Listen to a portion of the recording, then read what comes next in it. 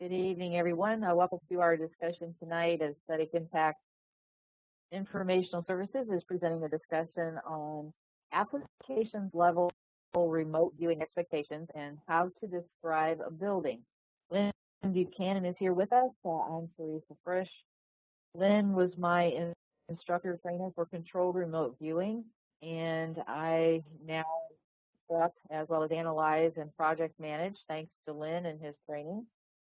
And as I've moved into needing viewers to work projects, I've learned that, even though everyone is in school, doing well, going right along with what they're supposed to be doing, following the manual, and we have viewers here who aren't necessarily students of Lynn's or down through his camp. We have other students here off the net, remote viewers learning from home and from different methodologies. But documenting move commands and being able to follow a viewer as they move through their session is a critical piece when you're in operations. And so granted, you're a student, you're in practice mode, you're doing your sessions, you're learning what you should be as far as staying in structure, how to use the tools in your tool belt. But by the same token, you still don't quite see things as a customer would or an analyst would. So my goal with these few little topics that we're presenting in 2014 is to not only teach you how to use the tools in your tool belt and give you some examples, but to also think about what the expectations are if an operational viewer were doing the session, not a practice session. So this is not this isn't cast in stone. This isn't the only way to remote view. This isn't the only thing that you need to think about when you remote view. It's just some of the things to get you possibly acquainted with some new tools or new perspectives and mindset as you work your sessions.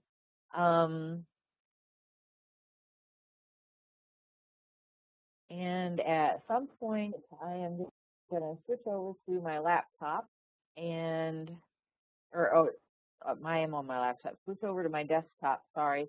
For the moment, we're just going to run down through a few slides. First, how do you describe a building? What is it made of? What do you notice when you go into a building? Think of different kinds of buildings.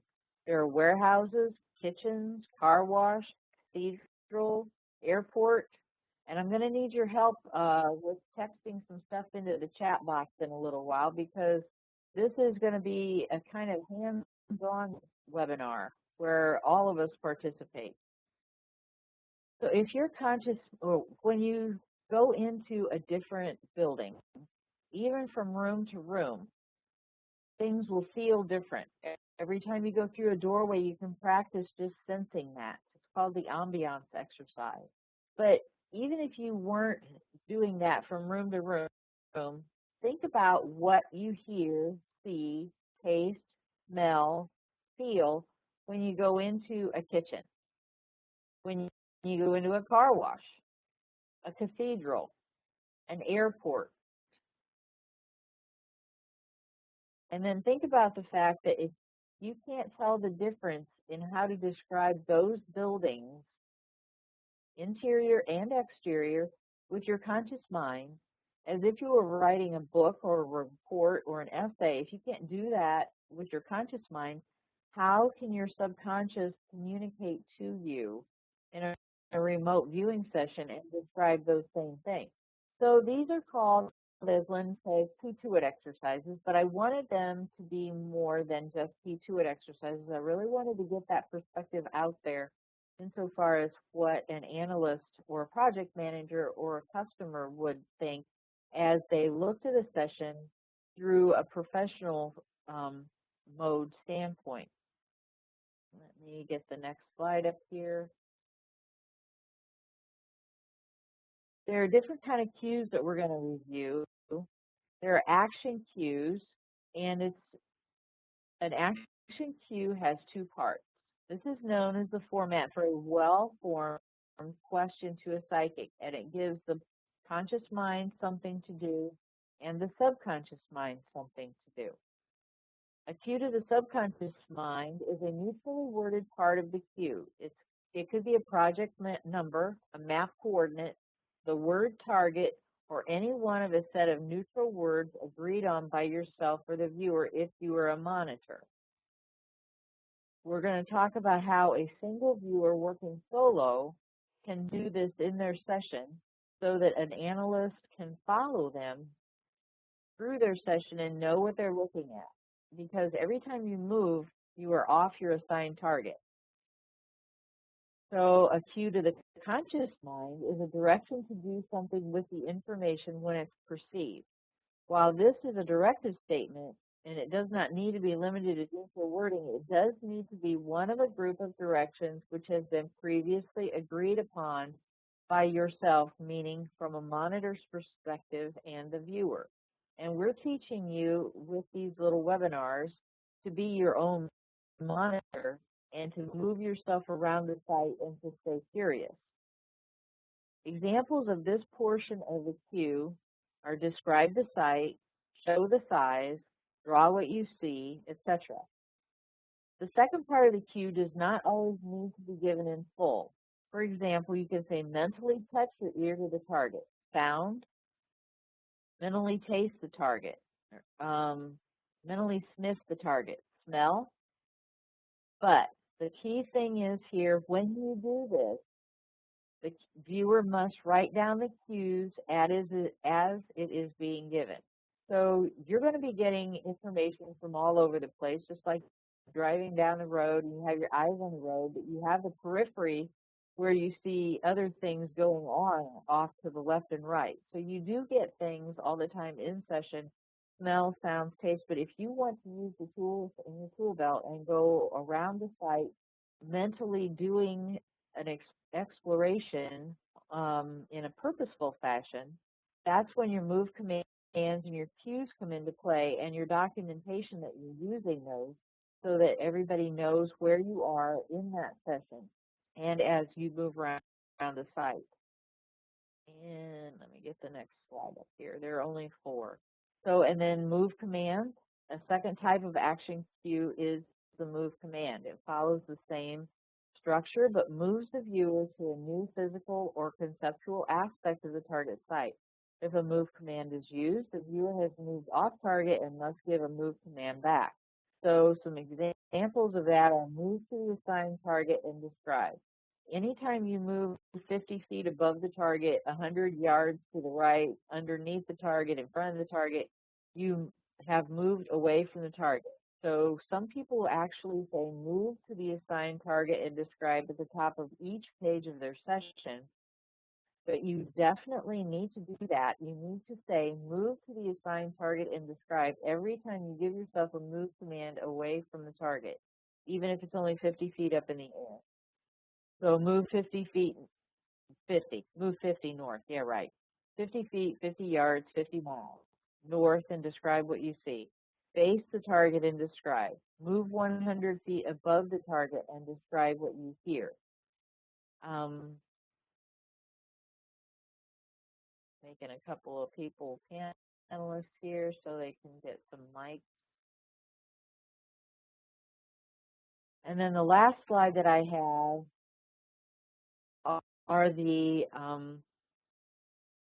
different categories of data in Lynn's database, which are how we score our sessions when we train with him, but it also gives you some idea of what you should be thinking about viewing and reporting on when you're in session. And some of the things we might pick tonight, and we're going to turn this over to the group here. I'll get Lynn queued up in a moment, and we're going to surf the net. And if you would please, in the chat box down below, if I could get some examples of buildings, and then we're going to find them on the net. We'll just do a Google search, and we're going to find those buildings, and we're going to pick a perception and just throw out some words that describe it. And I'm trying to find the chat box here. As there we go. I don't think I'm going to be able to get to the Woods National Monument. And For the chat box, everybody should put their send to all participants. yes, he is correct. All right, so now I've clicked on just one too many buttons here. There we go. Your ball are back. I'm trying to get the size so that I can see who's here. Not, like I said, it's not my all-in-one computer at home, so I'm trying to figure out how to make. Well, I'm going to switch over to my desktop in a minute anyway, so that'll change it up again. And okay, trying to figure out how to resize this thing. All right, well, I'm going to go ahead and switch over to my desktop and see how that works. There's chat box. This is getting more like what I'm used to seeing. And there we go. There we go. Here's Google. Oh, the only thing was I needed to close out that. I'll see if I can get up that screen with the perceptions on it in case that helps anybody. See if it'll let me have it open in two places. Well, I'll be darned. It's going to let me. I don't know if we'll find out if that comes in handy or not, but we'll see.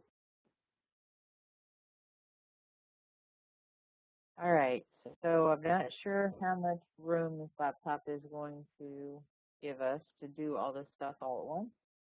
And if I need to change it, I will. So Lynn, why don't you take it away and whatever you'd like to introduce on top beyond what I mentioned earlier. That was just kind of an introduction for us tonight. Okay. For most people, when they do a practice target, it's a picture out of picture out of a magazine or off the internet or something, and you've got a static figure, and that's what you practice on. The question, how do you describe a building, may sound like a simple question, but the fact is that it's a very complex thing. I think all of you know about Joe McMoneagle's tasking to find out what was in this huge building, and he discovered the boomer submarine.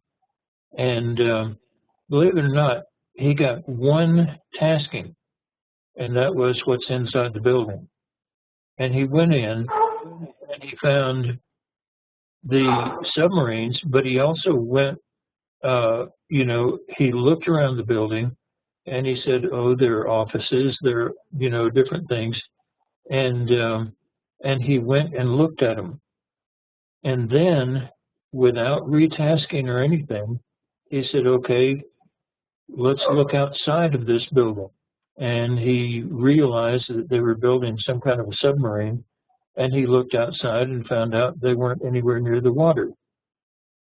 So he got curious, and he said, how are they going to get the submarine to the water?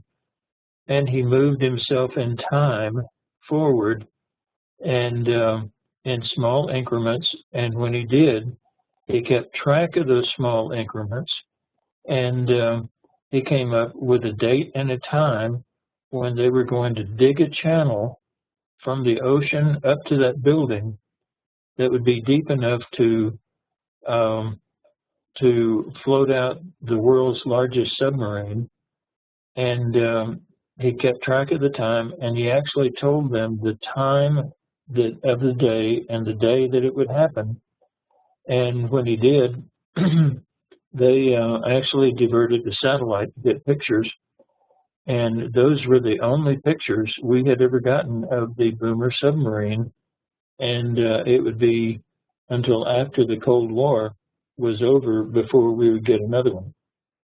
So, so the simple thing of describe the building. A building has an inside and an outside, and on the inside it has all these rooms. It has multi-levels, floors. It'll have activities going on in each room that are different. And excuse me. And so, how do you describe a building? You get curious. Everything you see inside that building, or even outside the building, you have to get curious about it. And that curiosity is what will make you a world-class viewer. You want to practice. Go downtown, walk into a building. Now, this is not remote viewing. This is actually doing it. And walk into that building and look at what you're seeing. Look at the layout of it. Look at the the geometry of it. Look at the contents of what you see. You're in a you go downtown. You go into a store, which is part of the building, and you start describing the layout and what's there, and the sounds and the smells, and the take a look at the categories here. You look at the colors. You feel the ambiance. Alignment. You see how things are lined up in the building, in the room that you're at. Are they side by side? Are they like in a library? You would find tables that are parallel to each other, and many of them. The directions, the density of things. What emotions are going on? How bright is it in there? Is it a dark place, a bright place, or what? That would be luminance. Look at measures, okay? What motions are going on? Sounds, smells, tastes. And the more you can get curious about each one of these things, the more information you're going to get. The more information you get, this is a neat thing about remote viewing. The more information you get, the more it draws you into the target, and the more the target gives you. And so almost everybody says, you know, at one point or another, man, if I had gone one more page, I would have gotten this target. And everybody quits too soon. And in fact, you can go 100 pages and look at the feedback, and you'll say, man, if I had gone one more page, I would have gotten that, you know. And so how you do describe the building? Very carefully, very detailed, and you get very curious about everything in it. When I was in college, I was taking an art course, and we had a 4-day weekend one time. And so my roommate and I hitched a ride into Dallas, and we took some sketch pads and some notepads, and we went into Hunt Oil and walked up to the secretary. We knew that we couldn't get in, but we told her that we were taking an art class, and we were studying to see what kind of art was in the different offices and different, like, steno pool and everything else, and what kind of art was being used in their building, and what effect it had on the people in there. We made it sound really scientific. Well, what happened was the secretary called up to get permission for us, got Mr. Hunt. Mr. Hunt came down, gave us a tour of the building.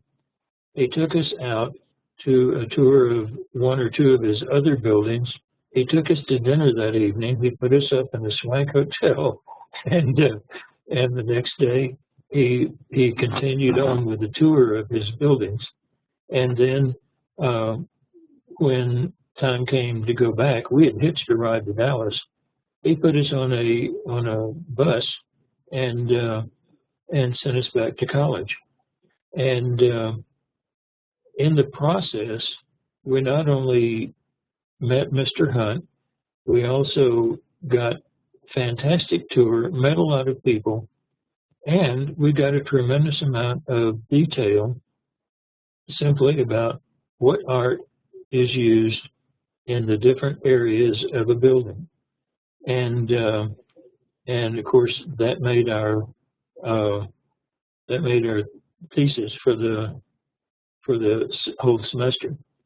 So anyway, if you want to experience what you should be doing in a remote viewing session, take a pad of paper and a pencil or pen or whatever, and go downtown and just randomly walk into a building and start sketching what you see, start taking notes, start looking at everything. I was over in England a couple of years back, and we just decided there was this tiny little town that none of the people in the class had ever gone to. And I mean, it was just one of these one-street towns, you know. And so we picked the downtown area, and looking at Google, each one of us took a separate building, and we said, okay, we're going to remote view what's in that building. Then we actually got in the car, went to that little town, because it was only about 20 miles away, went to that little town, and each one of us went into the building with our summary and scored ourselves. And all of a sudden, we saw, man, I didn't think of describing that. And there were a lot of things that in the visuals we saw and never put down in the paper. And so in the simple process of describe a building, you've got to move through space, you've got to move through time, you've got to move from one thing to another. You've got to pick up things that you say, oh, what was that? I better go see.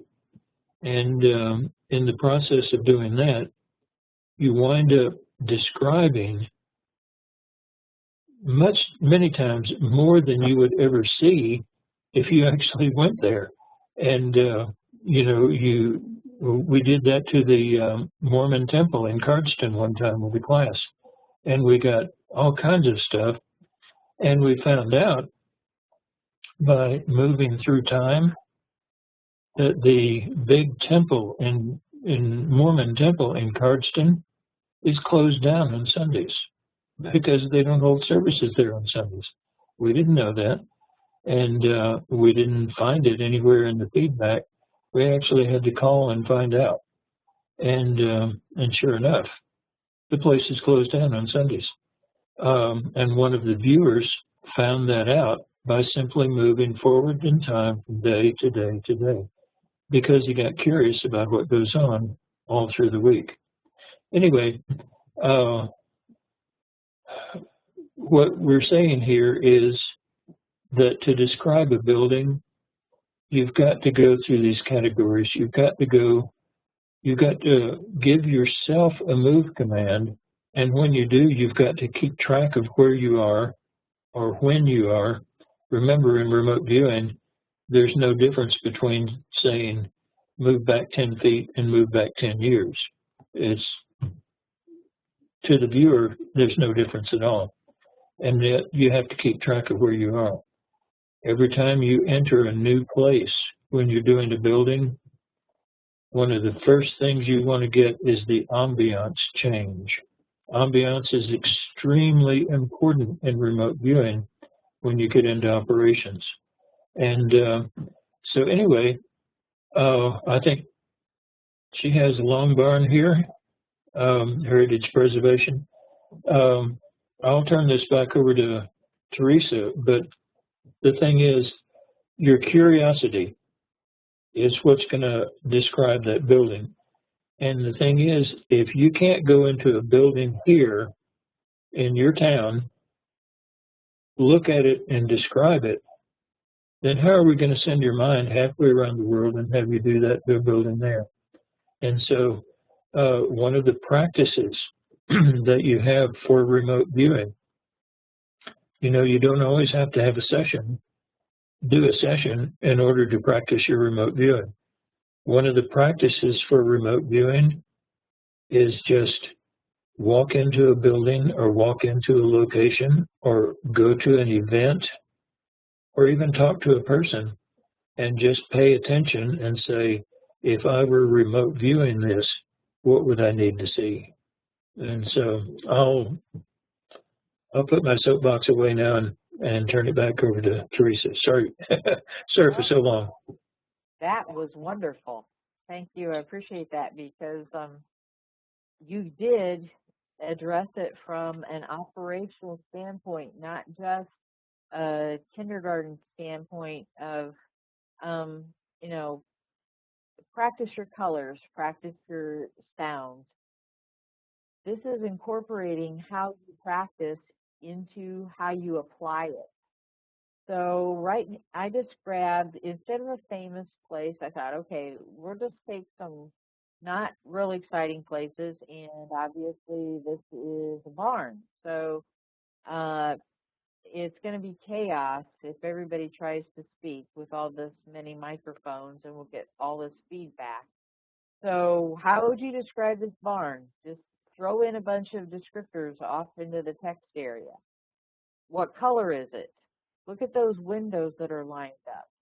Is it outdoors? I think so. You know, what's going on along the top? How would you describe that stuff? Just throw some words out there for me. Think about how you describe this barn. I'll give you a couple minutes. What's it made of?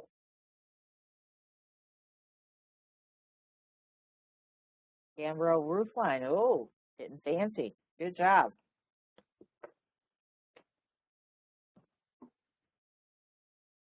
Arched. Okay, keep it coming. Pattern windows. Okay. What kind of pattern windows? Tell me more about the windows.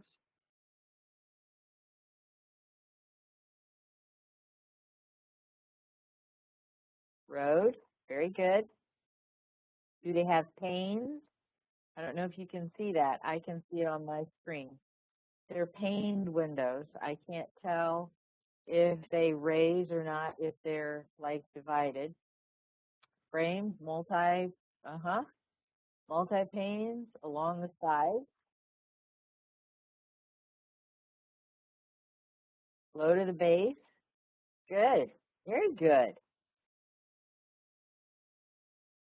We got one or two windows, or we got a bunch of windows?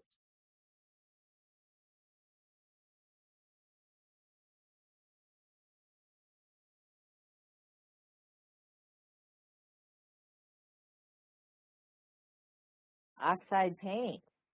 Very good. There are windows in the roof. Excellent. How many windows in the roof do we have?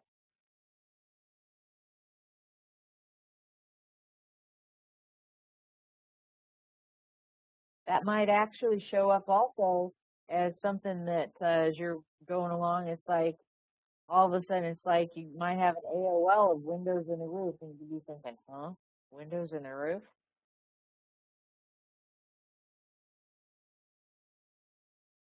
There are also windows on the end. Good. Windows smaller in proportion to overall building. Good. What about these windows down here on the end? Very good. Light color foundation.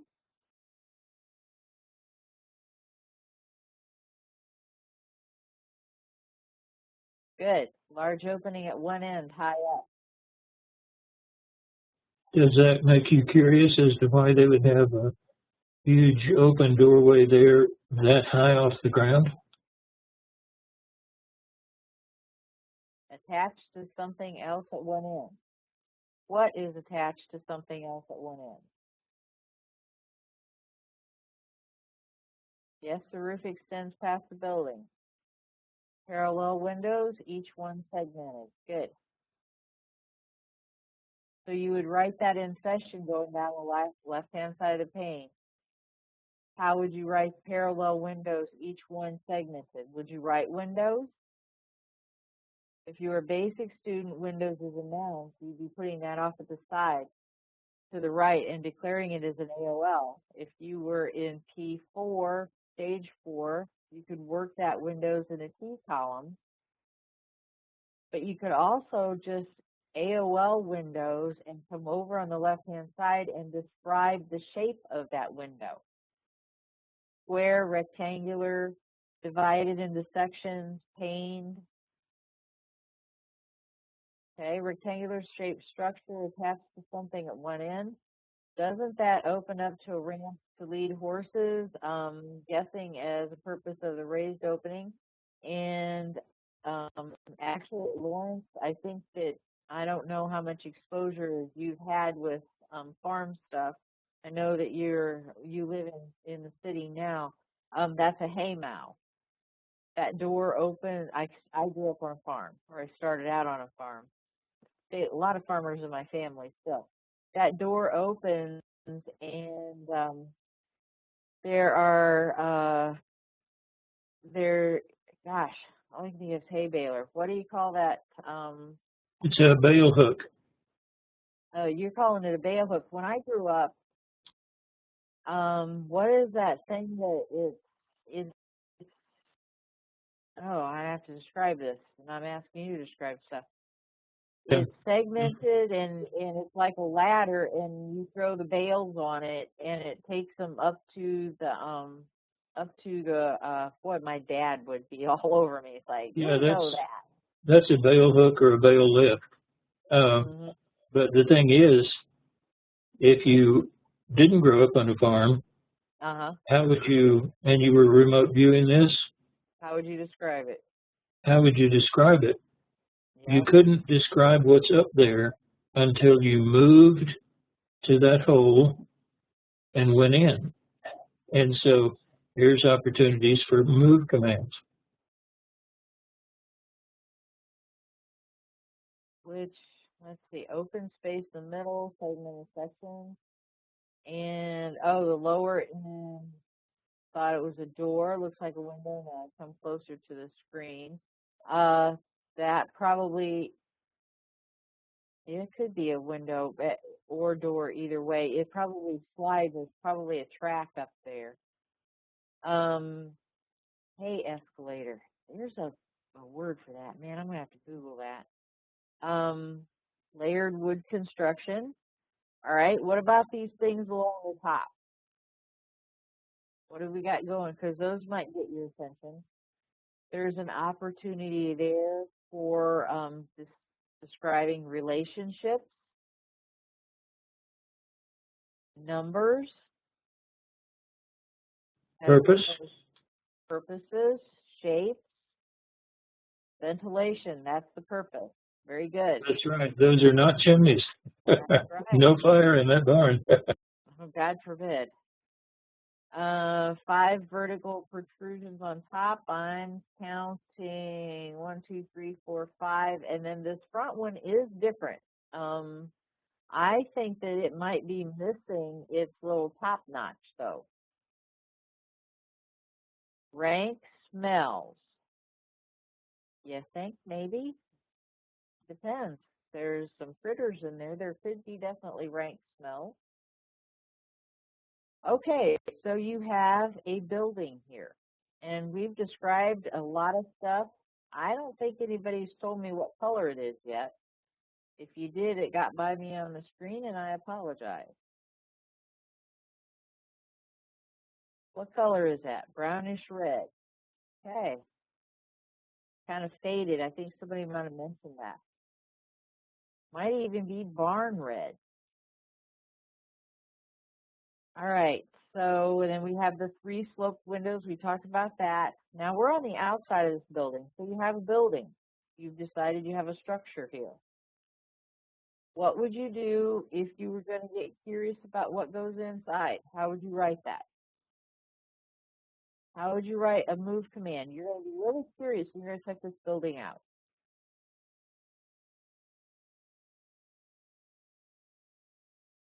and you've gotten outside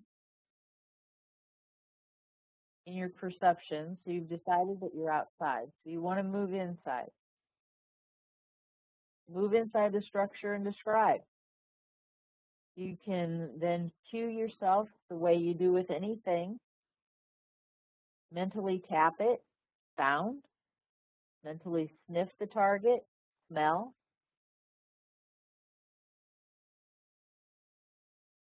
I'm looking to see if you guys are throwing any more comments in here. What do you think it might smell like inside that barn? Move inside, long structure, and describe. Very good. If that's the perception that you got, it was a long structure, that would be appropriate. Earthy smell, good.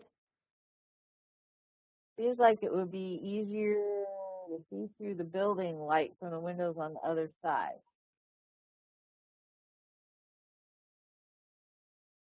Dusty, turn around and describe what you see to your right. Okay?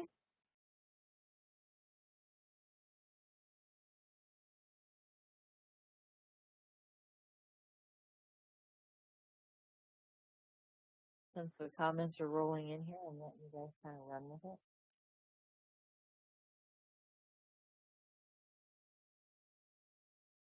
So it might be dark in there. It might be, I don't want to say twilight, filtered light. Okay, at the present time, this is a preservation heritage thing. I don't know if it's now a museum or not, but if you went inside and found display cases and things like that, Mm-hmm. you could say, I wonder, move back 50 years and describe, move forward in time. And here's a picture of the inside up here. In fact, the second picture in, I think. But you can move in time as well. I can't see it. Oh, there I can sort of, to keep the screens up with all of you on, I can't see the text with the history of this barn. See if I can maybe resize something here. Oh, it just says that it's a Dutch Gamble dairy farm. So at some point in time, you're going to smell some cows in there, and the product of cows. Yeah. All right. I just grabbed a barn out of something told me to grab a barn, so I did.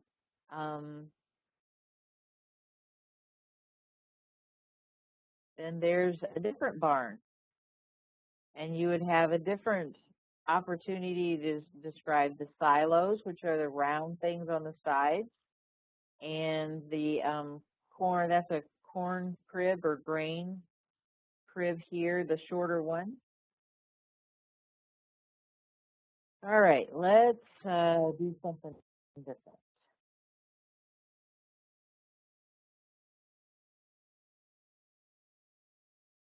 Well, that's real exciting there. Not what I was expecting at all. Okay, I don't know.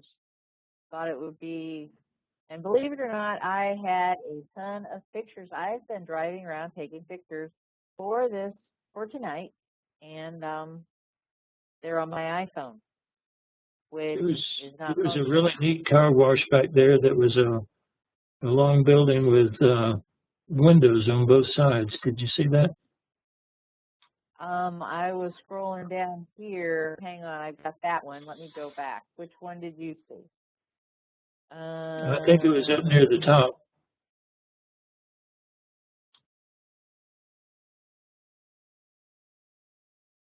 I was trying to stay away from the bikini one. We do a fine job, I'm sure, describing that.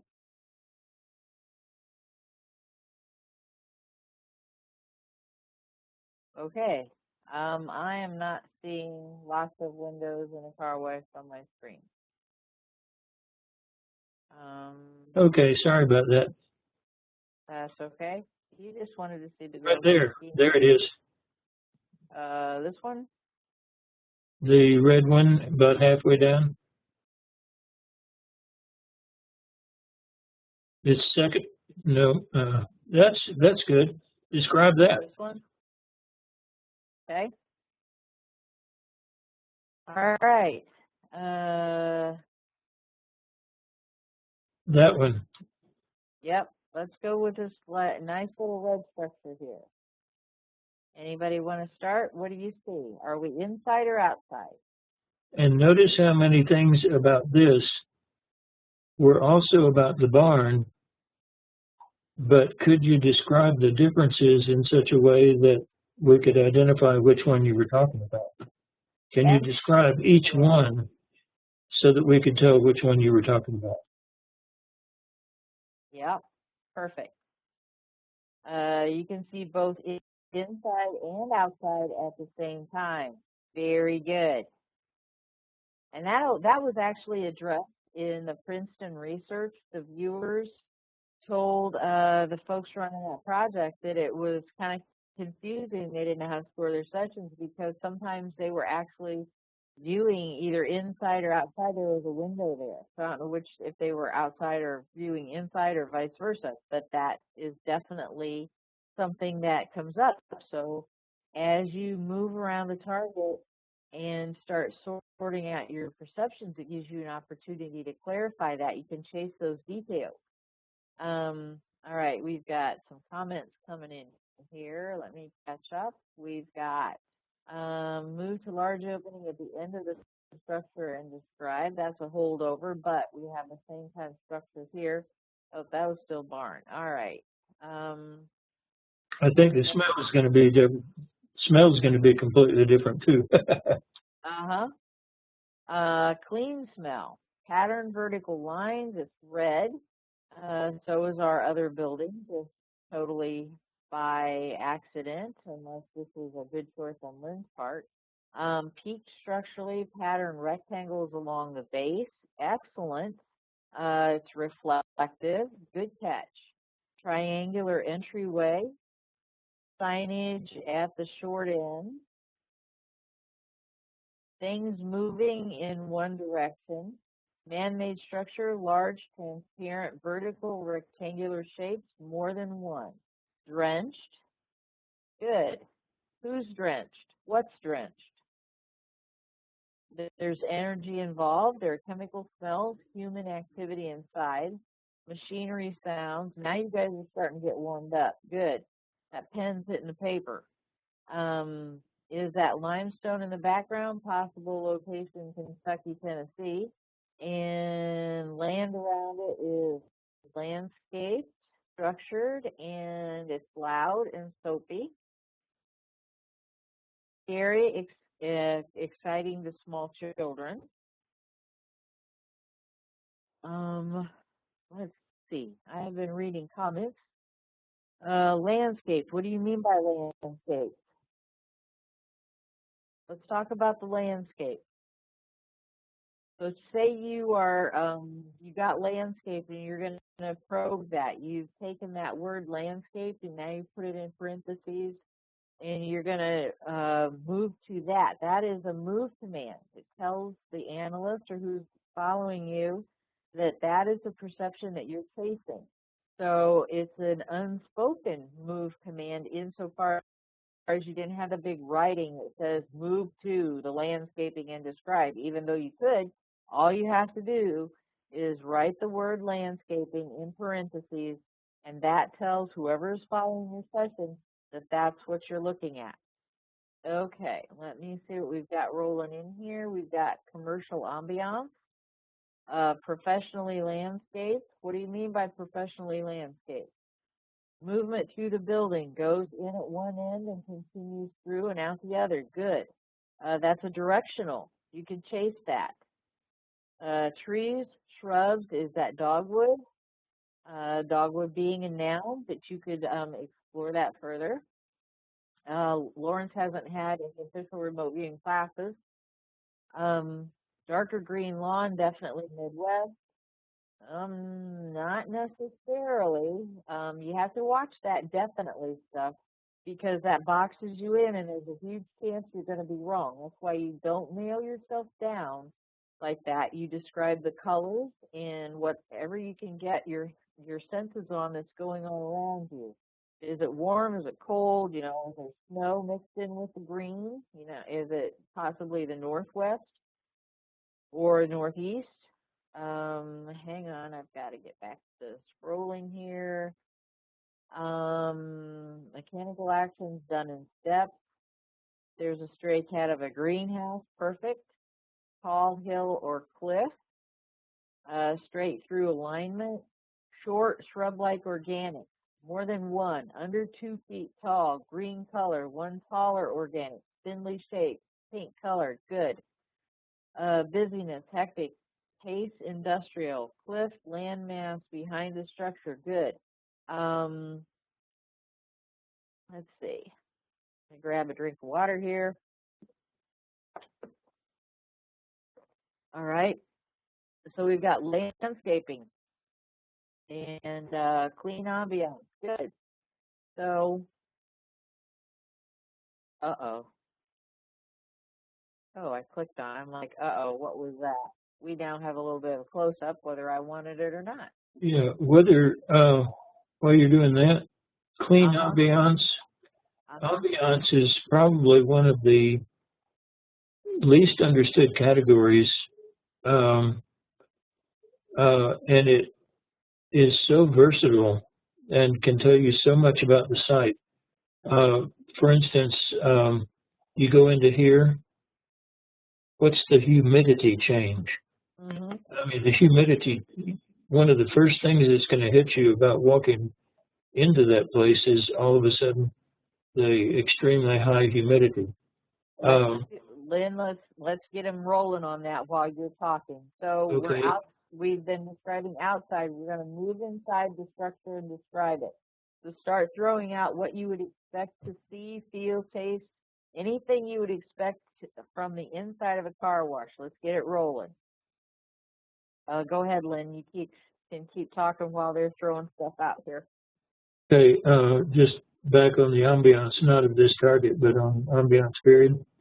If anybody's ever been up in the mountains and then down by the shore, there is also an ambiance of altitude that we all have that nobody really pays any attention to. And yet when you go to a remote viewing site, many times you'll be impressed by the feeling that you're at a high altitude or that you're down at sea level, and it's the air pressure, it's the humidity, it's the light, everything combines to tell you about altitude and openness and, you know, humidity, daytime, nighttime, all of this is part of the ambiance feel. And so always be open. This is what I was saying earlier. When you first get to a site, you're going to get used to it and you'll stop feeling the ambiance. But when you first get to a site, get the ambiance of that site and you'll automatically know a lot about the site that you wouldn't have gotten otherwise. Okay. Let me see here. And we just said, I think in our last webinar, that someone had brought up about what sticks with you or your first impression. Anyway, Lynn said something about also of all the things, like which things you chase and which ideogram or gestalt do you decide to work first or whatever. And I think you said that whatever hits you first makes the lasting impression or something along that line, Lynn? I think someone else said that, but I agreed.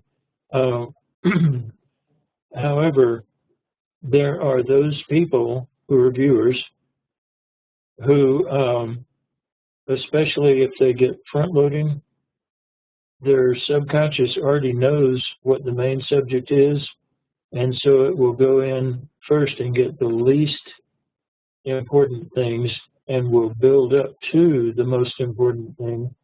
And when it says, let's say the front loading said man-made, a viewer is not going to find man-made as the first ideogram. What they're going to do generally is they're going to start building a scene, and then their subconscious says, okay, let's do the ideogram one more time, and this time I'm going to give you man-made, and that tells you that I'm ready to go ahead and view. And so many times, you'll get a front loading that tells you what the target is. The target is an event. You get, land, water, man-made, and you keep getting all these things, and then all of a sudden you get motion as an ideogram. And that's your subconscious saying, okay, now that I've built the place, I'm ready to move into it, and I'm ready to go describe the motion. And so it's not always true that the first thing that hits you is the thing you remember most. But for most viewers, it is. The thing that hits them first will be the major thing of the site, because that's, like you walk into the doors of this place here. What's going to hit you first? the noise, the humidity, the water, the organized chaos, and all that. And so, and that's what's going to stick with you the most. So generally that's true, but not always. How is that for wishy-washy? Oh, that was a nice slidey little pun there. You slid that right in. Let's see what we have here. Thanks, Lynn. We have some folks throwing in metal structures, spraying, rhythmic mechanical sounds, red, grays, reds, and greens. Energy emitted from multiple points from the top, directive signage. Energy feels warm, emanating fluorescent lighting, metallic horizontal beam-like structures, 2 in number, 10 feet above ground level, silver color, long, hard, 20 feet long. Excellent. Rushing air, metallic, changing textures. What kind of textures? Then nobody's actually told me like water yet, or I think we've got spraying, but it's spraying what? Let's see. And purpose? What would be some purposes of this building?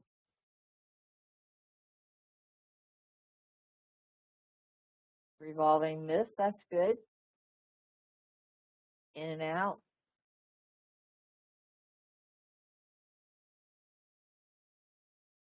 Okay, it has a word. Hosting to all participants, because you're getting a lot of stuff that we're not getting. Okay, if you guys can look in your ellipsis down at the bottom, it chooses all participants or privately or host only or whatever. I'm reading everything out, but if you could, and it will be on the recording, but if you could put your responses to all participants instead of just privately. There's only actually, Lynn, one person who's, it's just Lawrence. He's set on privately. Everybody else is all participants. Lawrence has got it set to just host. Everybody else is all participants. So purposeful, pride, good. We've got dripping, puddling, work-related. What if viewed during close time? That's what we're going to do here in a split second. Big, floppy, wet, spinning things. Lynn has given us a move command. So we're going to say that I'm just going to grab this out of thin air, and this is 3 in the afternoon. So Lynn has told us to move 12 hours forward in time and describe. So we've just gone from 3 p.m. to 3 a.m. What's it going to be like inside this building now? And that's where you would find out if this is a 24-hour car wash or not, right? Yep. I was waiting to see who would maybe throw that out. Okay. If it's not a 24-hour car wash,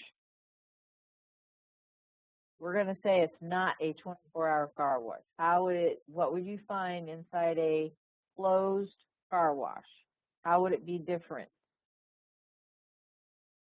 We have cold, dark, damp, motionless, quiet,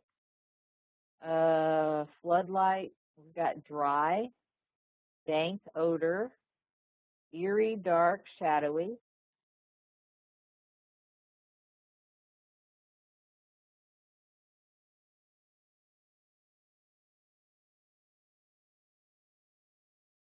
All metal. Quiet sounds, no human activity, mechanical beeping sound, alarm activated. John, if you could switch from all panelists to all participants, I'd appreciate it. Janine, if you could switch from all panelists to all participants, it would be nice.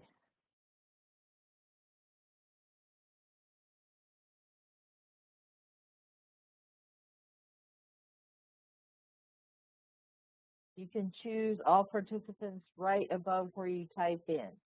There's a little drop-down menu. Okay, shining light from outside in, light moving along the length of the building.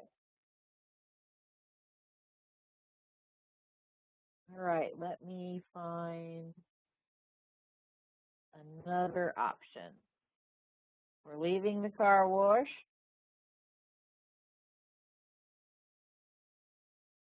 While you're looking for another target, let me ask a question to people. Let's say you're in a hotel room and the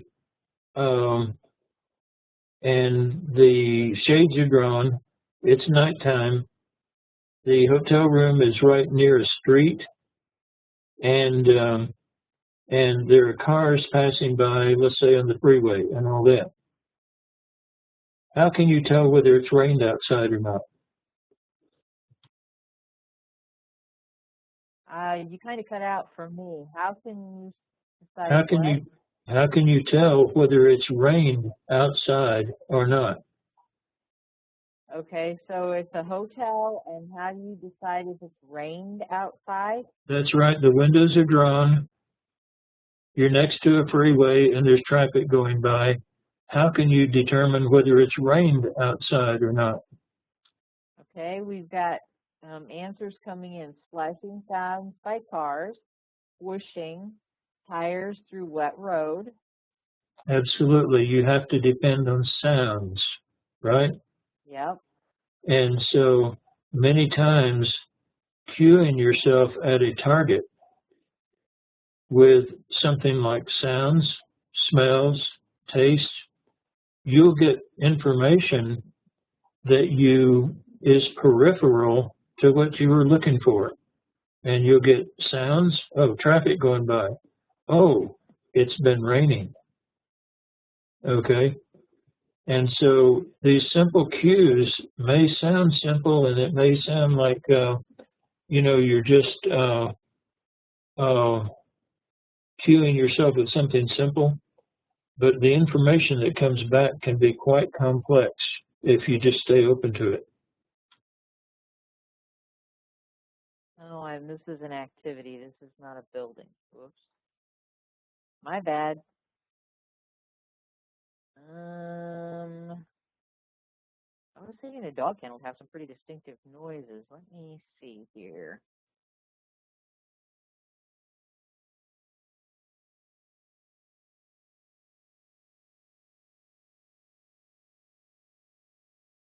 All righty, you have landed. Let's see. kind of right there. Here you go. I have,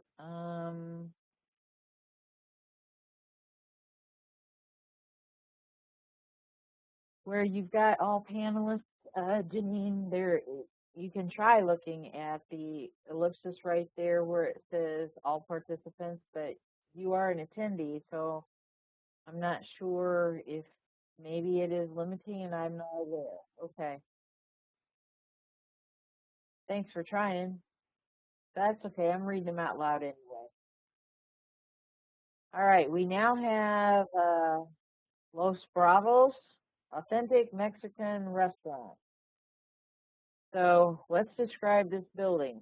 Fun ambiance, brightly illuminated inside, multicolor, colorful melodic, Aztec, nice, nice association, Aztec. Robert, we're going to P7 that with you. What at its deepest level does Aztec mean to you? It's because if you had that, that could be a symbolic representation. What does Aztec mean to you? Clay colored. All right, what's clay colored? What colors are clay colored? Exterior. What is the purpose of this building? Okay, Mexican. Aztec to you means Mexican. Okay. But is that Mexican shape or Aztec shape, or is that ambiance, or is that meaning like old and extinct, or exactly which of the categories do you assign Aztec to?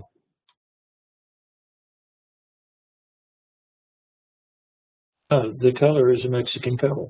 Okay. Mm-hmm. Ambiance, very good. Yeah. Then we've got food smells, cooking odors, human voices, sound from inside.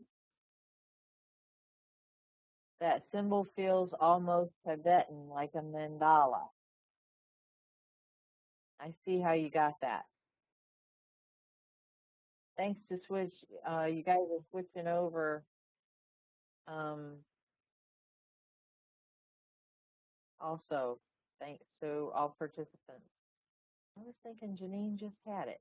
Maybe no, it was Terry. Okay. Biological movement. I don't see any biological movement outside. Where do you think you are? Okay. That's good.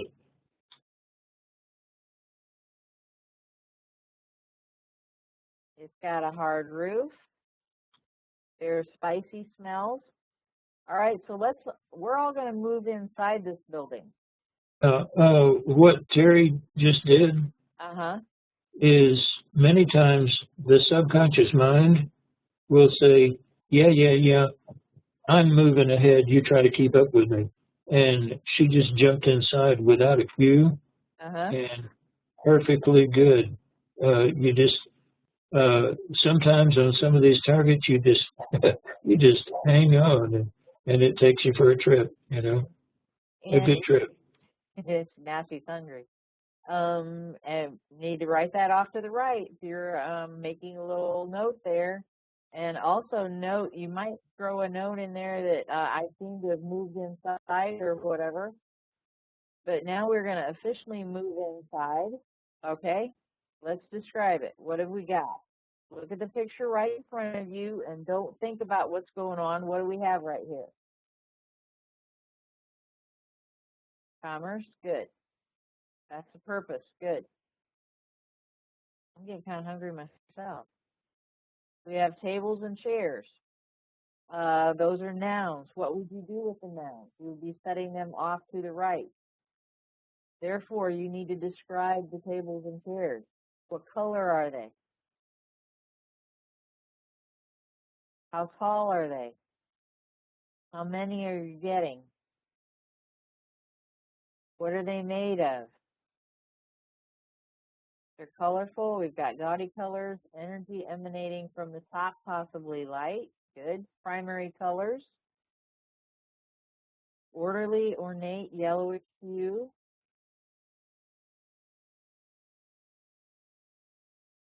Is it warm inside or cold inside? Oh, you're going to San Jose. I saw the highlight of that today. Darn, I wish I'd have known that you were in town. I'm around tomorrow. If you want to email me your phone number or something, maybe we can, I don't know if we could do lunch or not. Let's see, horizontally lined coverings, brightly illuminated, fun ambience, no human activity, quiet sounds. Okay. Patterned openings to the outside, corn pudding smell. Chair backs are painted, got some patterns, warm coloring, tiled flooring, good. Closing time, good. Grid on the top and the bottom. That's not gonna work.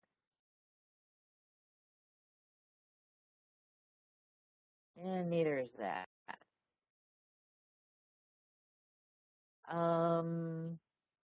Scrolling. Let's see what we can find. I've been to that last one. Are you kidding me? I chose someplace you've been? If it's a Mexican restaurant, I've very likely been there. Here's another, it's a different Mexican restaurant, but let's see if we can find something with some stuff going on. Oh, here's a busy Mexican restaurant. Okay, now what do we have? What's different about this one? Say you just moved ahead 6 hours in time, and it was 9 in the morning. Now it's, okay, 9 hours in time. It's 6 p.m. Now what do we have? Biologicals everywhere. We have movement, people, biological sounds. What kind of biological sounds?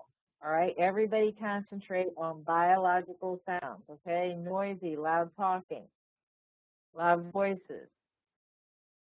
Okay, cheer, scrubbing floor, chatter, good. Good. Human activity, numerous, talking sounds, laughing, coughing, laughter, good. All right, if these biologicals are eating, what would you hear if they were eating? If there's food around, strong food smell, good. We had spicy earlier, clanking of metal, good. How about ice in glasses? Bus boys cleaning up tables. People bringing out food. There's a kitchen in the back. That's good. All right, let's talk about separation of groups. Very good. Let's talk about age ranges. What kind of biologicals do we have here? Do we have any dogs? Cows? I have some dead cows. We won't pursue that.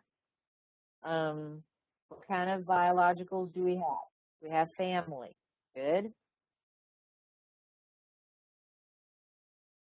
Genders. Well, we have germs. Yeah, you're right about that, I'm sure. Let's talk gender. We have male, female. We have adult. I'm not seeing any children. Couples. Good. That could also be defined as pair. P-A-I-R. Male, female, adults, mostly Caucasian. Good. Entertaining. Good. Customers. Excellent. All right. What kind of smells do we have here? We were in a barn 40 minutes ago or half hour ago. Now we're in a Mexican restaurant. What kind of smells are we going to have? Spicy. Distinct ethnic groups. Good. Sweet. Salsa. Good. mixed smells,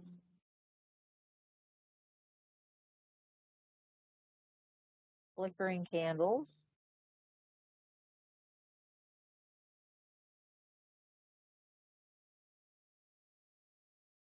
so we'd have like a melted wax going in there too.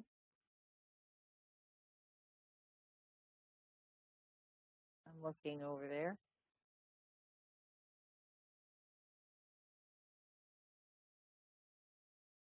Two of you, oh, I think you all are psychic.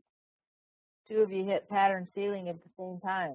Sure, you know, that's guy, we could convert that into lottery or something.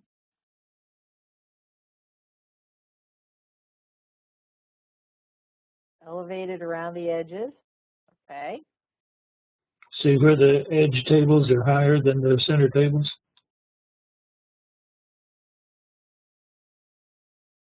Oh, I got you. Uh-huh. They have like a veranda there, only it's inside. And this is probably Salinas, California, so you can't depend on this, but in the deep south here along the border, Uh-huh. Almost every Mexican restaurant that you can go to here makes sure that when you walk in, the first smell you get is that of corn pudding, because the minute people smell corn pudding, they are hungry. It's one of those subliminals. Even if they don't sell corn pudding there, they'll still manage to get the smell right in the doorway. I'll be darned. Huh.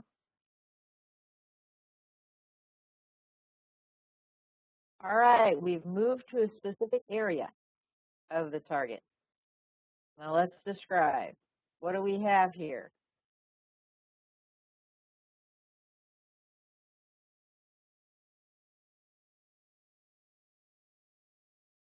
Veggies? Good. What colors do we have? Say you landed at the target and this is what you were immediately drawn to. And of all the places we were looking at a fudge factory and a car wash, and of locations, if we're choosing a location, and you fixated on this at this target. And we were trying to sort it out. If we had 4 locations, a warehouse, a Mexican restaurant, a fudge factory, and a barn. And this viewer fixated on this particular piece of the target. What have we got? Heartburn. Excellent. I think you probably need to like write that heartburn sensation. That's great. And crescent shape. Yeah, I'm go. I mean, you guys are rolling in here. Let's see, veggies, red, green. You wouldn't want to put crescents. That's a noun. Yeah. You don't want to put crescent shaped. Perfect. Reds, green, oranges, squishy, round and square shape. Browns, dark and light. More red and green, leafy. Good. Heartburn, spherical, holders, crunchy, crescent. So crescent shape. Circular, square shape, man-made on flat table-like object. That's getting some pretty good descriptors going there. Burning taste. Okay. Pattern of 4s, cheese being a noun, so cheese taste.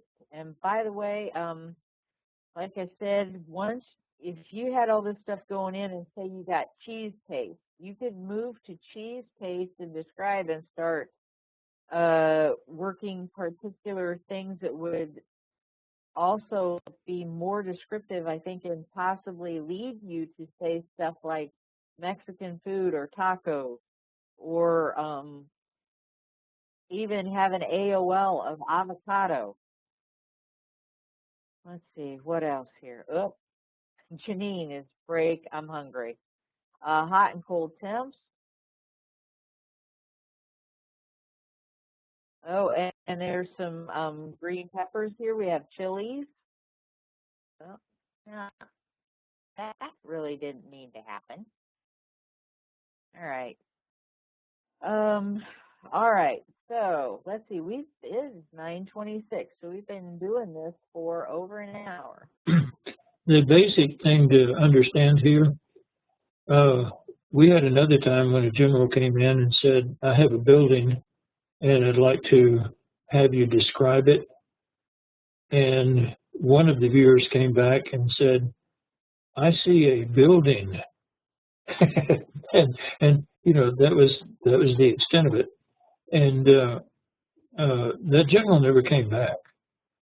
What we're showing you here and what Teresa is showing you very effectively here is that the good viewing is in the details, not in the overall stuff, but in the details. It's in the smells, the taste, the textures. I was on several radio shows this past couple of weeks, and they were asking, you know, what's the difference between controlled remote viewing and the remote viewing. And the difference is that controlled remote viewing is a physical discipline. You go by the senses, you go by the touch, the taste, the textures, all the physical things. Many psychic things go for, you know, what it is, where it is, or something. But in CRV, you go for the details, the taste, the textures, all the physical things. And as you go for these physical things, you'll find that it draws you into a physical connection with the target. And that's where you start getting really good.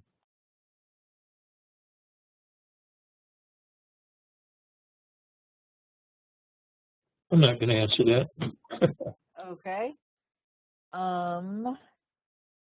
Hang on a split second. I had an idea.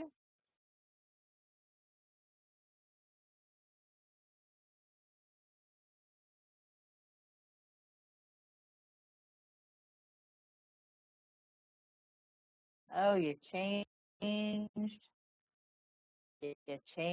the, I was going to show them a home and what goes on in that home, but it's not there. A home? Yeah, I was going to show them your home. Oh. And this would be a home and what goes on in a home, and we could also elaborate on that home. Yeah. Linda changed the site again. I like the new site. Yeah, that's very pretty, by the way. All right.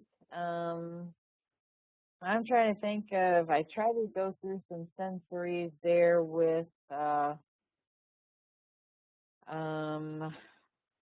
restaurant, because I thought that would be a lot of sounds and smells and tastes.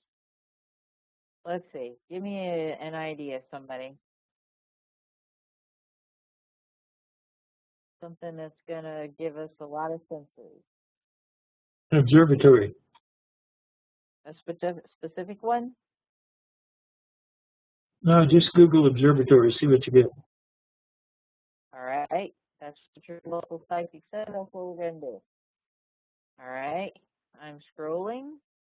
Do you like any of these in particular? That third one in on the top looked really strange. This one?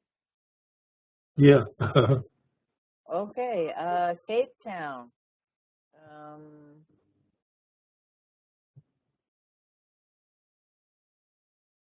All right. This would be the observatory at Cape Town, as in South Africa. Says there's snow there. Is that appropriate? All right, we're going with it. Let's see, New Mexico. Somebody's got New Mexico. Ann Arbor Observatory. Mount Wilson. Let's see. All right, moving on along here. Rugged, remote, tall, rocky. Somebody has an AI, and that's incredible. Domed. craggy, rocky, high altitude, cold, remote. Well, seems to be. Maybe it has a remote ambiance. Irregular. Stray cat, Tim Burton creation. Very good. I can see that. Secluded, unheated. Unheated as opposed to cold, because you never heat an observatory. Why is that? Because it makes air waves, and that messes up the viewing.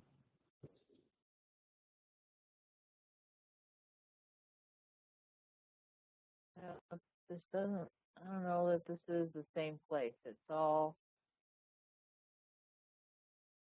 yep, this is. What is the purpose of this place?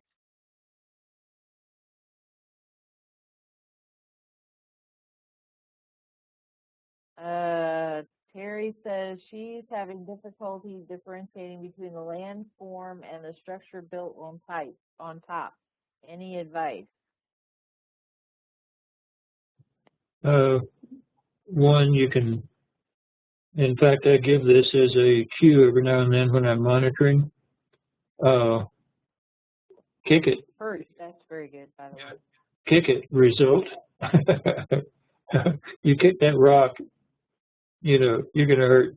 You kick that thing, or I say kick it, sound, or hit it, sound, something like that, or just run your hand across it.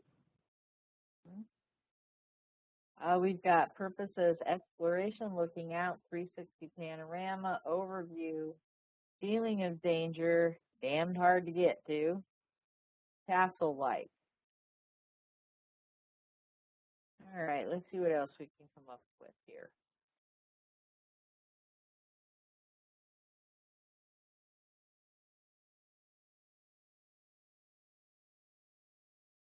Let's move inside this observatory. This is what you've got on the inside.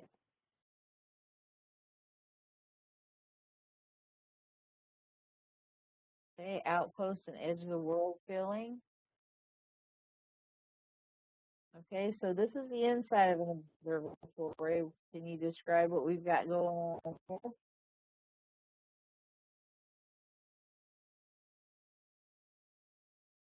Quiet in the daytime, busy human activity at night, curved brick, telescoping, slender tubular objects, mechanical clockwork, feeling gears in construction.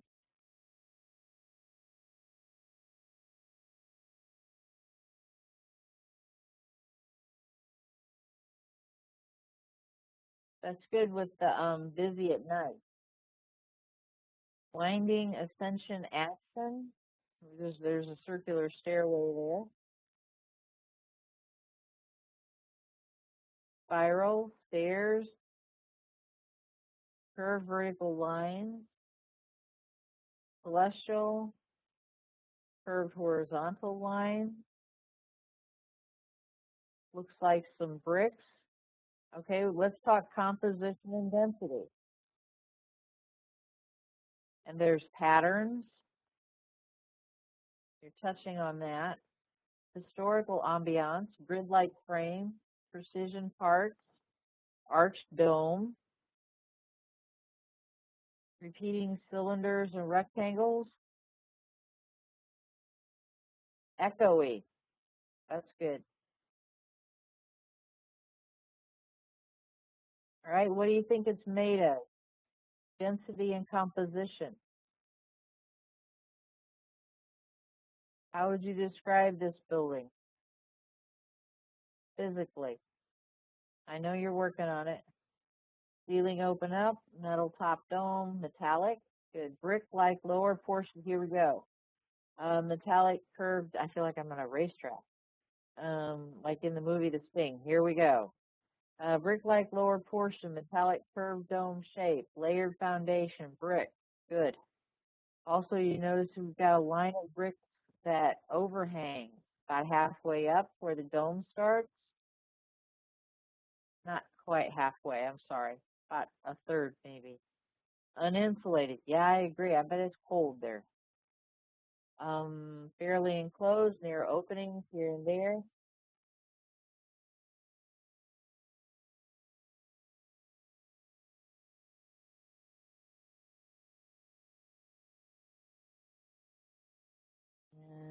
And Dave, just getting here, we're just throwing out some words that describe, we're just surfing the net here describing some buildings.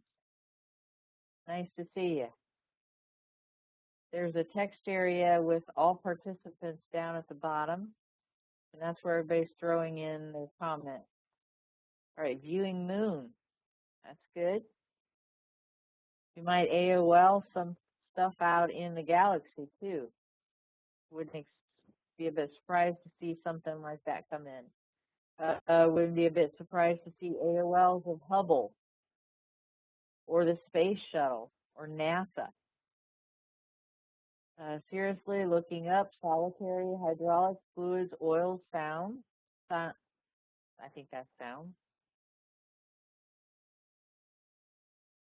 Not inside of a closed dome. Wonderment.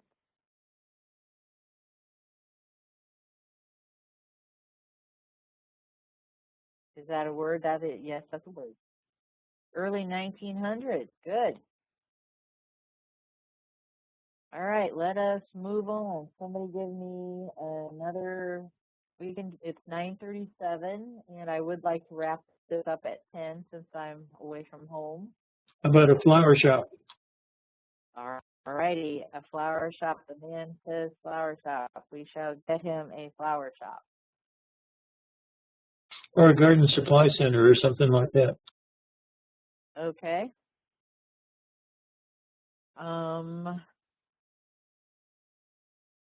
Any of these grab your fancy?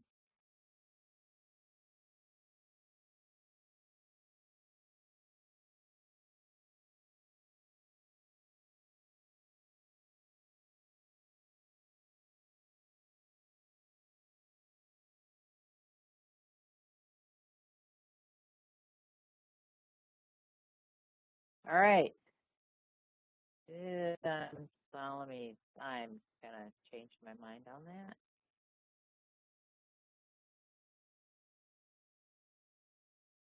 I just grabbed a flower shop, Lynn. So, do you have any that you want to do? Let's go with garden center. Yeah, they're all pretty much the same. Yeah, I'm not liking any of those. They didn't trip my trigger. I could have said strip joint.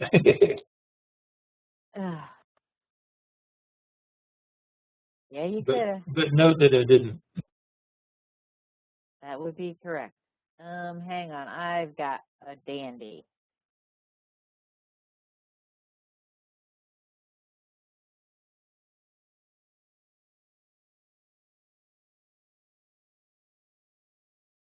This is a really cool place. This is a garden center. I go there all the time when I need gardens. I'm not on Facebook. Ah.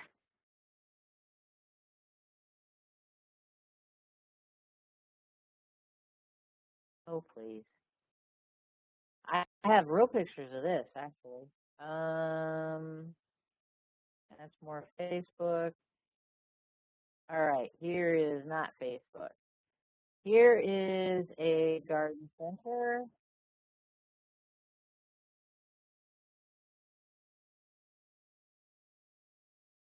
All right. Of course you can't see diddly. Finally, a decent picture. All right, here is a garden center. And what are you gonna? Stray cat Halloween, bingo. Multicolored, lush, sweet smell. You guys are already rolling good. You're on it. Orange favorite color. Yay. Well, that was the other one, but we're sticking with that. All right. So there are pumpkins everywhere. What does that tell you? Fall feeling.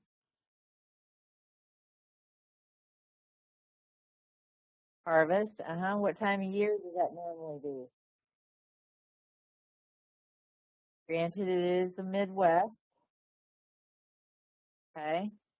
October, autumn, good. There are mums there as well. And as far as a cultural or regional thing, this would be a very good thing as far as Midwest. This is a very big thing in the fall to sell mums and pumpkins in the Midwest. Autumn, evening, good.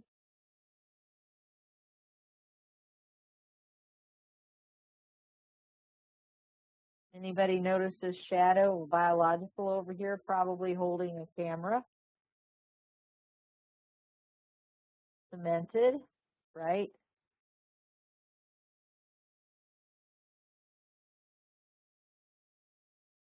Late afternoon, good.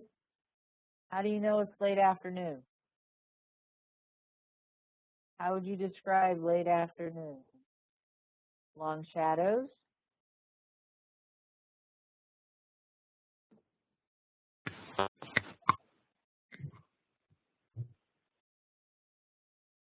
Near sunset, good. Heavy clouds, good. Fragrant smells, all right. How many colors? Let's start naming this. This is a good one. We haven't really touched on a lot of colors. Throw some colors out there for me. Pinks,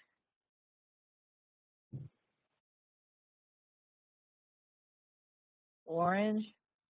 All right, pink, chartreuse, yellow, lavender, purples, pinks, reds, orange, tan, green. What shades of green? Yellow, beige, forest green, good. Grays, lime, forest, okay. There's a topiary or an evergreen on the corner of the building. Maybe pine green. Okay, wheat colored. Tan. Brown tears. Okay, let's talk white pumpkins. Very good. Cornstalk color. All right. All right, let's talk patterns. What kind of patterns do you guys see here? Supported bases. Good. Round. Rose. Circular. Shadow-shaped human. Good. Orange rose. Tiled. Triangular pink. Do we have rows? Do we have alignment? Do we have parallel? Do we have stacks? Do we have groups? Do we have many? Do we have few? Okay, 3, 4, basketball-shaped lines on pumpkins. So like a basketball, facing east. Let's think about that.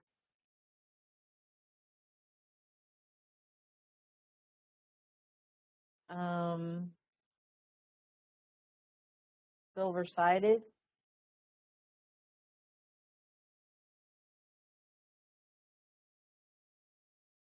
Lynn, what kind of patterns do you see here? You say me? Yes, sir. You're on. What kind of patterns do you see at this target? Patterns lined up in rows. That's an alignment as well as a pattern. Tilted rows. Notice that the pumpkins are each at different levels, like stadium arrangement. If you look at the big building and then look on past behind it on the roof, you'll see all these metallic poles that are lined up and arched over. I think they're probably lights, I don't know, but you've also got right beside the thing, that little thing, wooden thing with the diverging lines going up it in a framework. You've got overhang. The overhang is tilted. The overhang is also a rhomboid shape.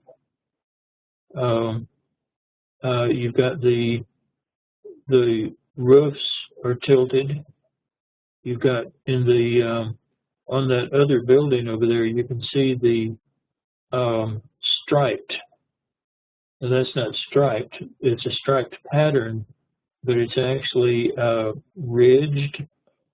Okay. You've also got the ground.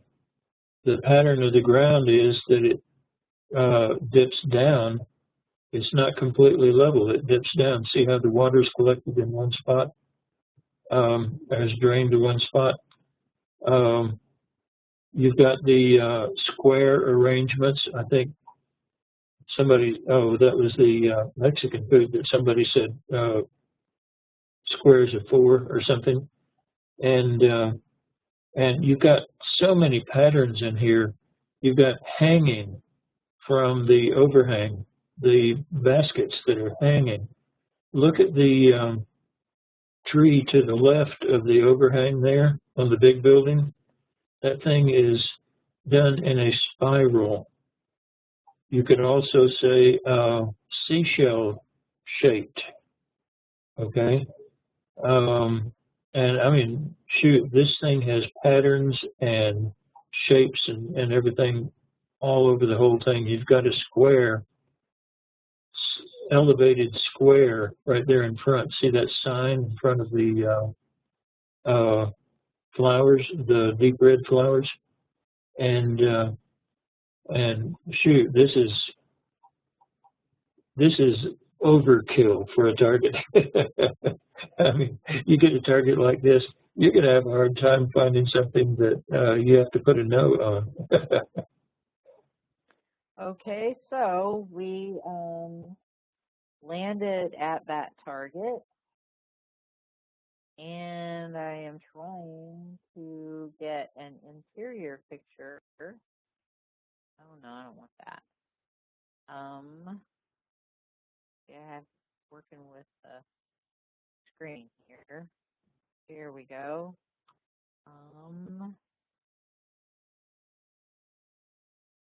Just a second.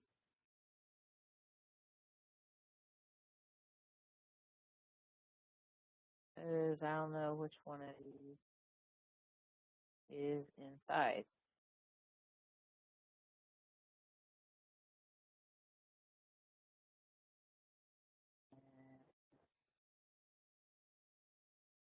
There was one, a bowling alley. Oh yeah, that would have. We might hit that. We might have a few minutes here. I may have to sneeze. Sorry. Okay. Was actually look. It's a greenhouse as well, and so, all right. This is actually inside of the meta view. And so if you happen to be fixated on this part of the target, how would you describe it? If you got shallow light repeats, I know there's not a whole lot going on here, but we've moved inside. One thing you can do when you move inside of a building is you can take a sheet of paper and sort of draw an outline of the entire building, kind of like a floor plan, and then you tap around the inside of that rectangle or whatever you've drawn, and you'll find at different places, like on this, an inside place like this. At one place you would smell manure. At another place you'd smell roses. At another place you'd find like a cement walkway. Another place you would find clay pots and so on. And you can actually tap around And as you find something, you put a number there, and then you go down into your session and you put that same number and you start describing what's at that location in the building. And here again, it's the details that make the good viewing. And if you can go inside a building and just randomly get smells and tastes and textures, that's one thing. But if you can actually map it out so that you can tell where it smells sweet, where it smells bad, where the kitchen sounds are coming from, where the eating sounds are coming from, where the music sound is coming from, and so on. And if you can do that so that you actually give details about the inside, where everything is located, listen, that's some good viewing. And it's not all that hard either. Okay. Here we go. Not the clearest picture, and of course it sort of went away. I would have thought that a bowling tournament would have been kind of a big deal, but like I would have found a lot of pictures and it would be very.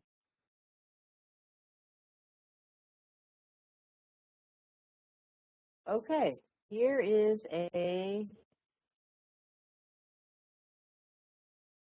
maybe.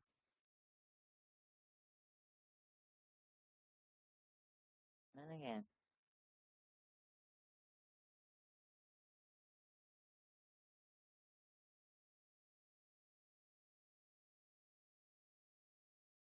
Of course, there's no noises, but I was thinking that one would have been a good one for noises.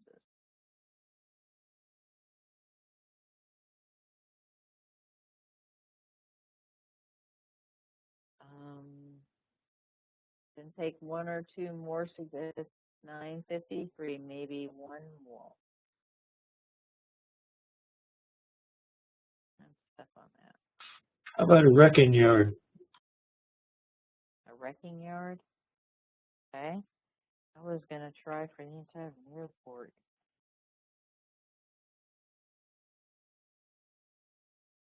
Ooh, alrighty then.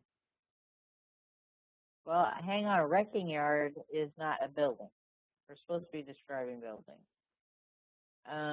Structures. Sorry. I said buildings, but that's all right. Right now, all I see is a bunch of scrap. Here's a salvage yard for Japanese cars. How about the CERN collider? Right? How about the CERN? Oh, you found the inside. Okay. That's okay.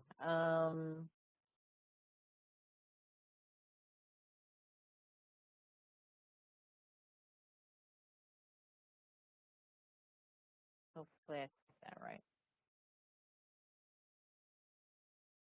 I'm looking for an exterior shot. That'll give you a session more than an hour long. Yeah, for sure. Ask Hitomi.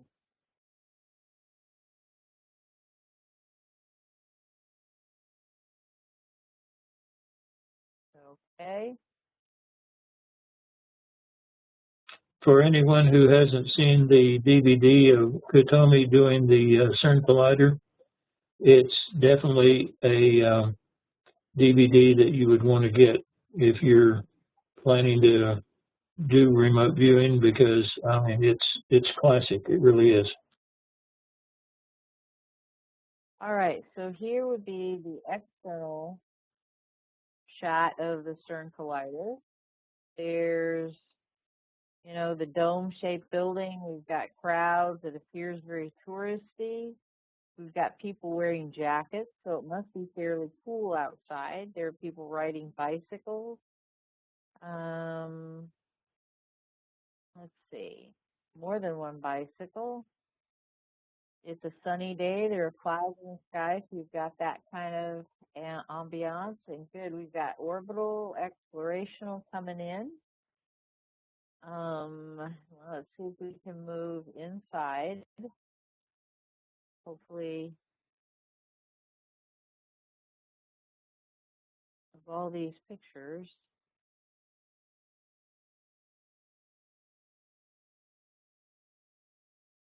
All right, Lynn, I'm not, like well versed in this.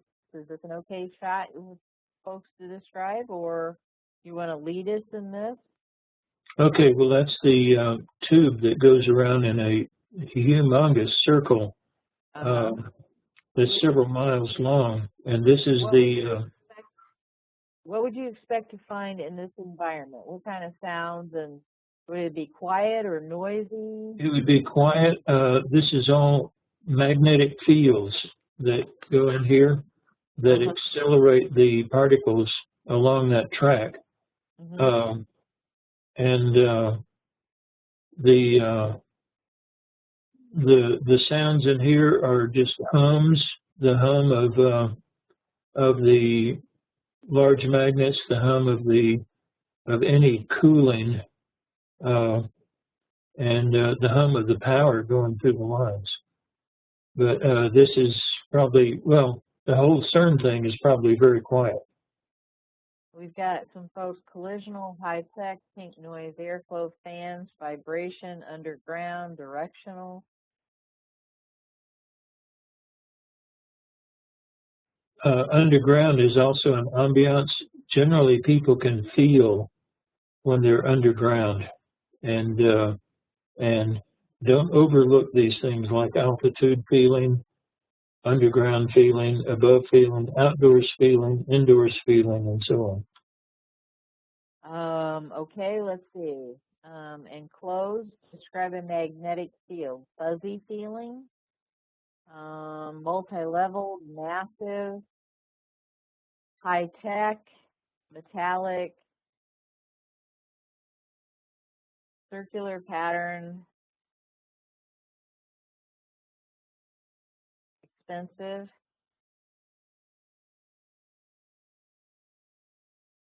Huge would definitely be a good one here, too.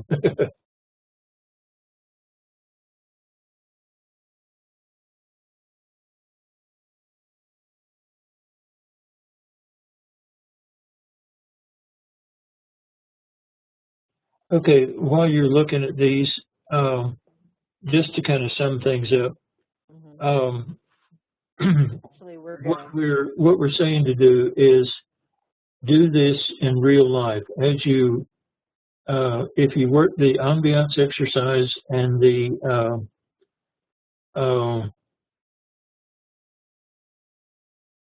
P2IT exercise together, what it's going to do is it's going to teach you to be aware, more and more aware of your surroundings, of what's in front of you. It's going to teach you to be aware of colors, of sounds, smells, and all that. And not only will that make you a real ace of a remote viewer, but it's going to affect your whole life. You will start seeing things that the people around you look at and don't see. And you will start noticing things that the people around you are just oblivious to.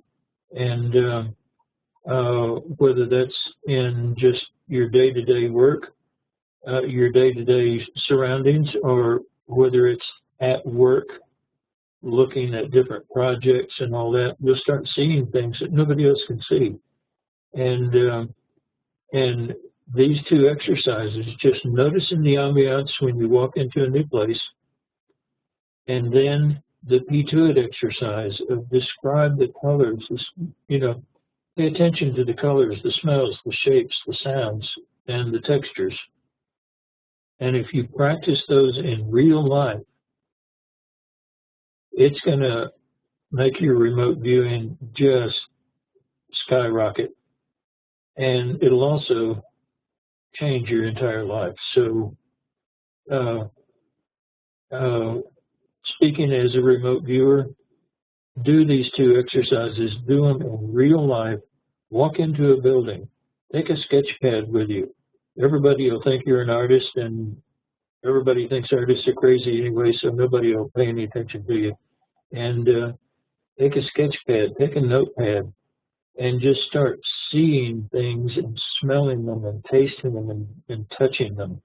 And if you do that, it's going to make you a great remote viewer because you'll be able to do it in the real world, and then we can send your mind halfway around the world, and you'll be able to do it there too. So that's the message of this whole meeting today is these are two tools that will make you wake up to the world around you and to the world halfway a world away. When you're working your sessions, I'd like to start seeing you think about, don't just write that you're outside. Okay, so if you're outside, that's nice. You've noticed that. Outside of what? Are you outside of a building, outside of a car? Whatever you're outside of, use a move command, move inside. Get curious. Keep your nose in the target. How big is it? What's going on in there? What does it sound like? Move, mentally listen to the target. Sound. And remember to ask yourself, if it seems to be a structure, what's it made of? Is it wood? Is it stone? Is it brick? Go after it. Don't wait for random is where I'm going with this. You need to start thinking in a purposeful way. Excuse me. And a lot of you are getting tons of really good perceptions, and you're nailing targets right and left. I want you to start thinking about going after things in a purposeful way and exploring the targets not as a conscious mind checklist, but once you get a perception, chase it, as long as it's not a noun.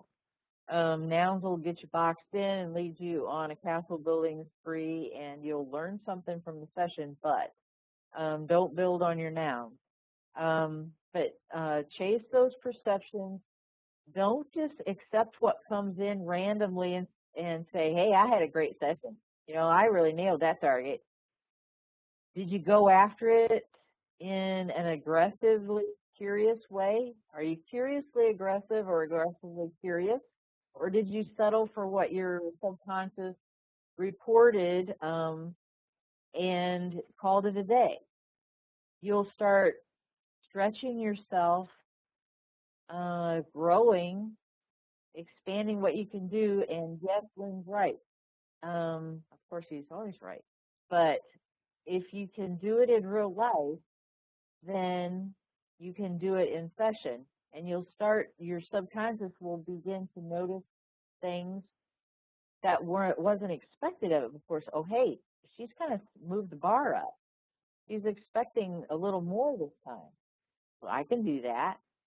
And there was one other thing. You don't want to use checklists because it nails you to a certain format. And I know when I said checklist, I was just meaning like a mental way of seeing and chasing for details, not writing down on a piece of paper, to definitely cue yourself with this, that, and the other thing, because if you nail yourself inside that box and you're only looking for those things, then your subconscious is, okay, well, I saw that over there, but she doesn't want to know about it, so I guess I'm not going to say anything.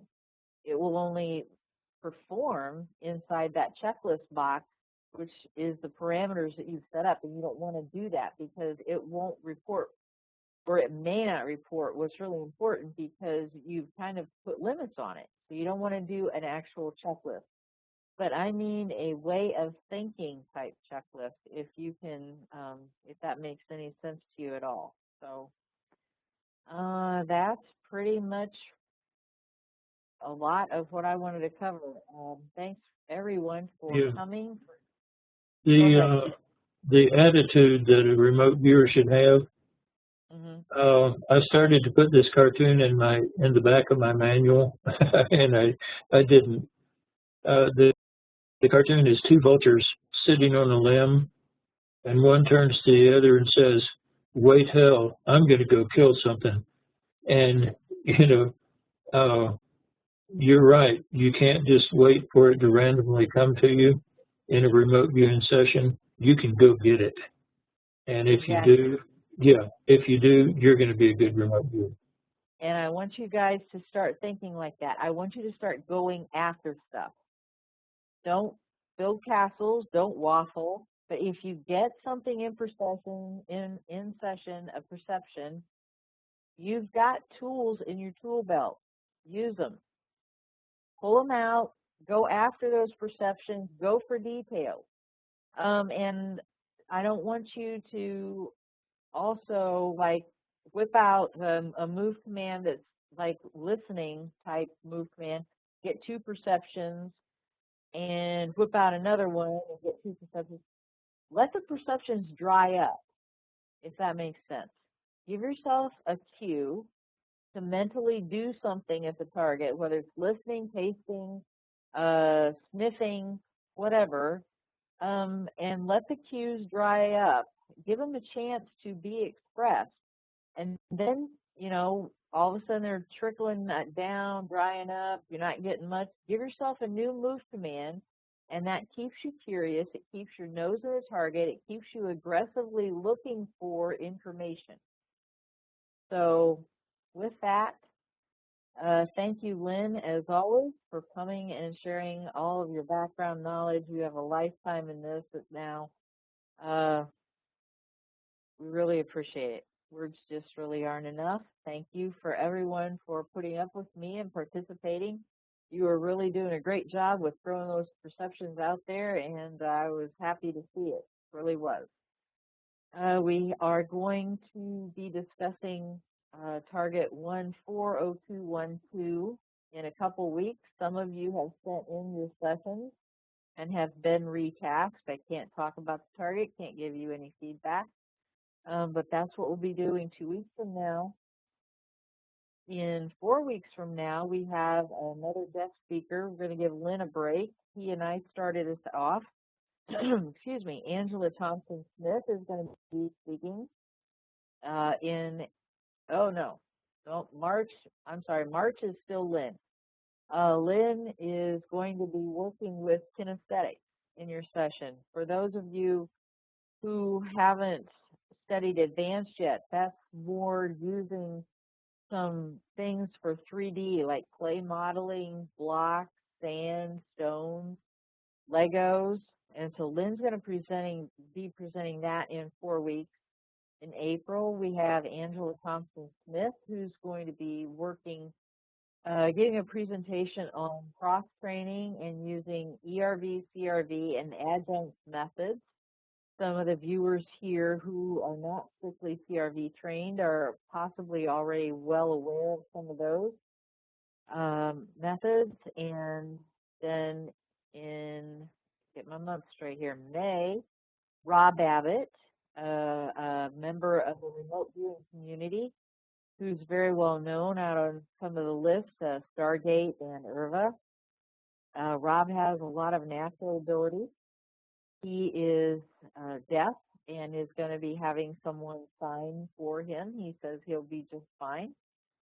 He has a lot of strong natural abilities, and he's going to speak on how you can strengthen your natural perceptive abilities as well. I don't think it'll be something along the line of tonight. I'm not really sure, but that's okay.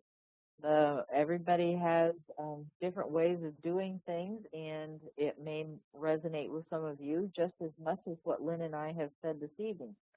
Rob also has kind of a reputation for precognitive work and using cards and dowsing rods. He can move his hands, and with the energy the dowsing rod will spin, and there have been some videos made, but I didn't think that the WebEx environment would show those up, so we're sticking with his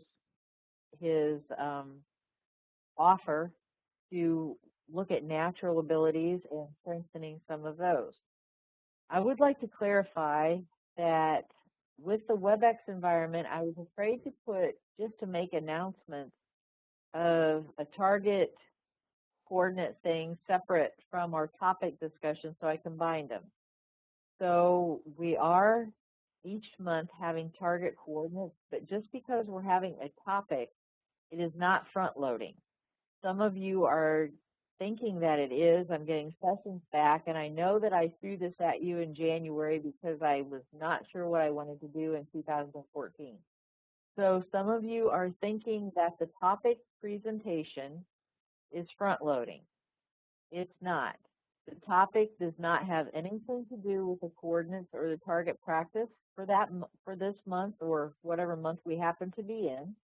And especially because front loading, another little piece, front loading never gives you any information about the target.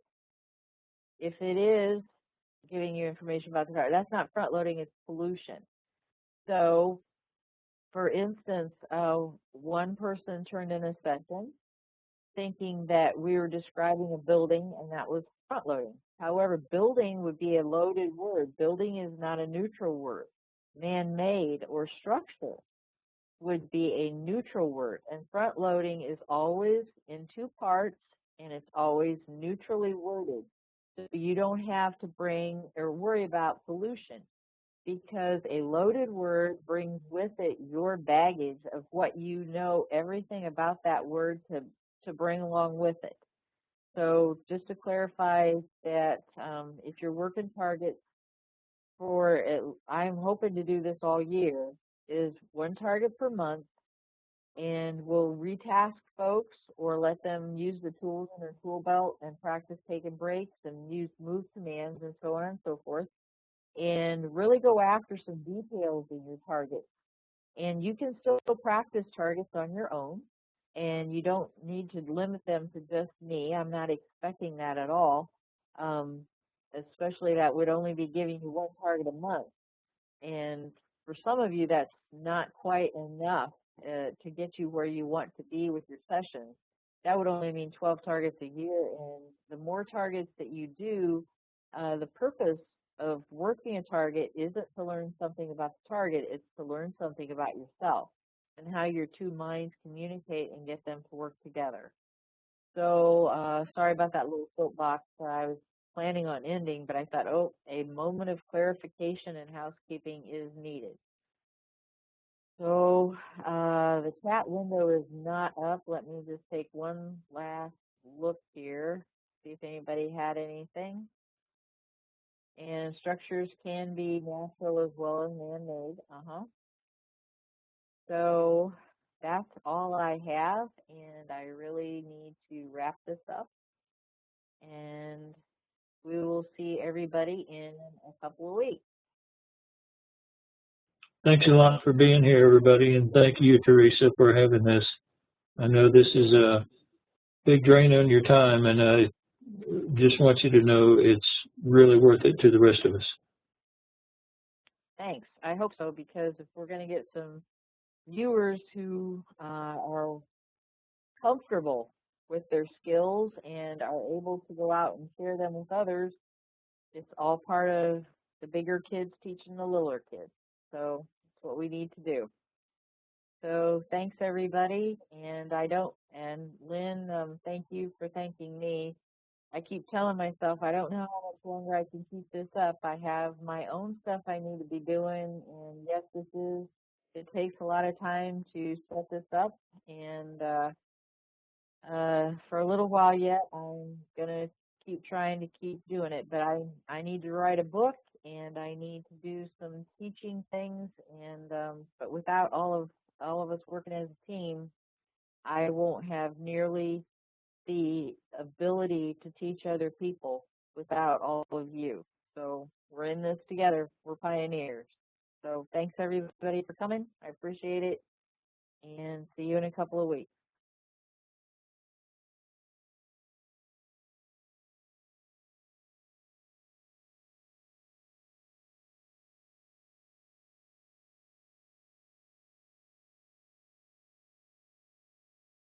I can figure out how to stop the recording. Hopefully I didn't stop it accidentally.